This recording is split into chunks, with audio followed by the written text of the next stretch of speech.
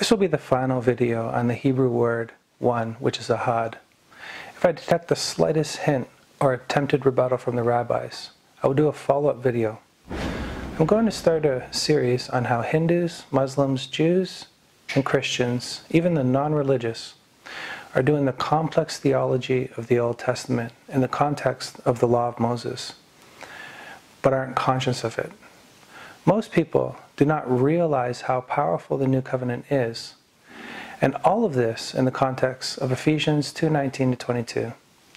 So then you are no longer strangers and aliens, but you are fellow citizens with the saints, and are of God's household, having been built on the foundation of the apostles and the prophets, Christ Jesus being the cornerstone, in whom the whole building being fitted together is growing into a holy temple in the Lord, in whom you also are being built together into a dwelling of God in the Spirit. I will start with the prophets, namely Moses, and show the relationship between a show on TV called 90 Day Fiancé. If you want to watch it, it would be greatly appreciated, and it's quite entertaining sometimes. The law giving at Mount Sinai and your own relationships in relation to the New Covenant and how it functions. The couples, even the non-religious on 90 Day Fiancé, practice the law of Moses better than the best rabbis and theologians could ever teach it. Remember, the New Covenant says, no one will teach his neighbor saying, know the Lord. And this is because the Lord will put his laws in our hearts. Is there evidence of this? Is there evidence this has been done? If there was proof, then obviously no one is conscious of it, but we will uncover it. Before we continue with part 3, if you want to help support my work here on YouTube, please share my work on your social media pages, comment, like.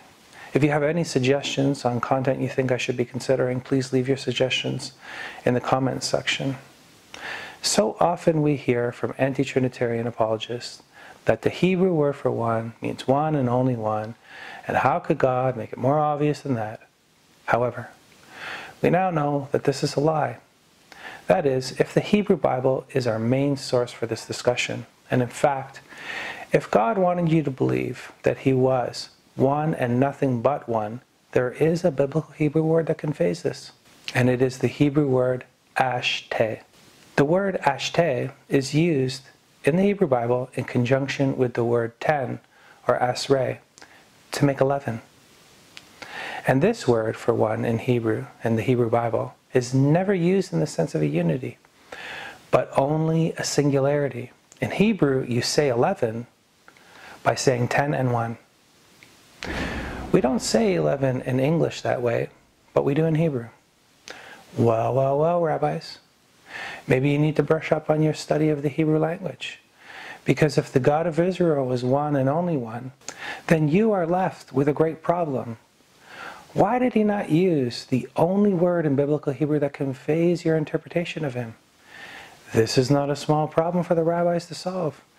And they have no greater enemy to their interpretation of the oneness of God than the Hebrew Bible itself and the Hebrew word ashte. Again, this is the only word in biblical Hebrew that means one and only one and nothing but one. One, no pun intended, of the greatest sins a person can commit is to misrepresent the God of Israel. Being a so-called teacher of Israel, and this is what the Dorshei Halakot, or the rabbis, have done. Let me end with this famous verbless sentence from the original Hebrew. Hear, O Israel, the Lord our God, the Lord one.